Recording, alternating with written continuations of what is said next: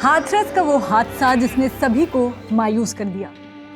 डर, नाउम्मीदी, बेबसी, जब ये फीलिंग्स, ये भावनाएं इंसान को जकड़ने लगती हैं तो वो स्पिरिचुअली ऊपर वाले से और करीब होने का रास्ता ढूंढने लगता है। ऐसा ही कुछ हुआ होगा उन 120 से ज्यादा लोगों के साथ जो हाथरस के उस सत्संग पहुंचे, इस उम्मीद से कि खुद को खुदा का नुमाइंदा बताने का दावा करने वाला एक बाबा उनकी जिंदगी की कुछ तकलीफें कम कर देगा। लेकिन उसके बाद जो हुआ वो असल बेबसी है।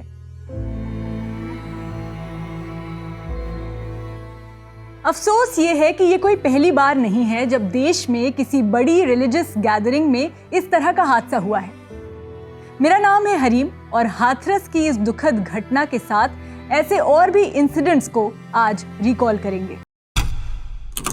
पिछले कुछ सालों में रिलीजियस साइट्स पर भगदड़ के कई मामले सामने आए, चाहे वो 2005 का महाराष्ट्र का मंधार देवी मंदिर हादसा हो जिसमें 340 लोगों की मौत हो गई, या फिर राजस्थान के चामुंडा देवी मंदिर का वो हादसा जिसमें 250 लोगों की जान चली गई। शुरू करते हैं कुछ और साल पहले से, साल 2003 से। 27 अगस्त 2003 महाराष्ट्र के नासिक में कुंभ मेले के दौरान 39 लोगों की मौत हो गई थी और 140 लोग घायल हो गए थे। 25 जनवरी 2005 वो हादसा जिसके बारे में अभी थोड़ी देर पहले बताया। महाराष्ट्र के सतारा में मंधार देवी मंदिर में नारियल पानी से गीली हुई सीढ़ियां इतनी स्लिपरी हो गई कि वहां पहुंचे लोग एक के बाद एक फिसलने लगे और ऐसा केओस मचा कि 340 devotees were trampled to death और सैकड़ों घायल हो गए।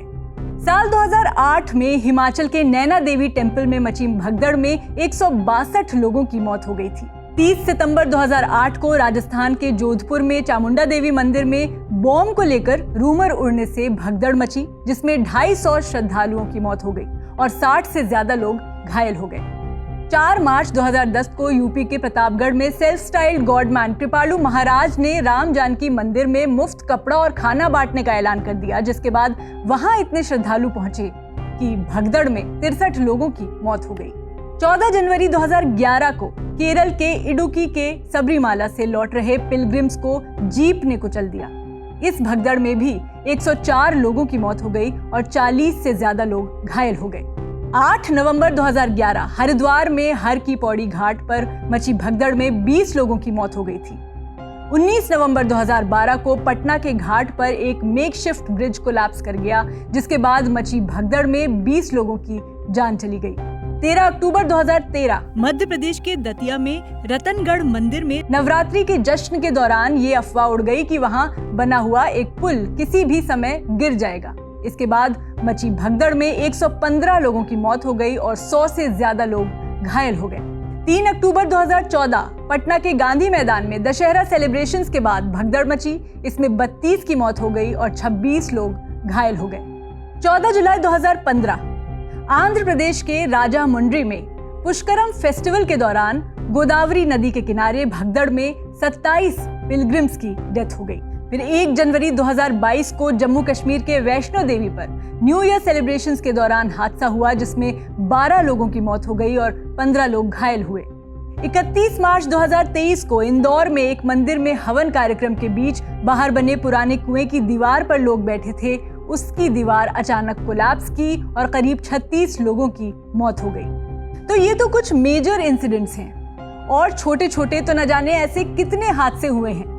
कहने को इंसान के साथ कभी भी कुछ भी हो सकता है, लेकिन सवाल ये कि आखिर ऐसी जगहों पर जहां बड़ी तादाद में लोगों के इकट्ठा होने के चांसेस होते हैं, क्या उन जगहों पर सेफ्टी मेजर्स बेहतर नहीं किए जा सकते? और ऐसा भी नहीं है कि ये सिर्फ भारत में होता है।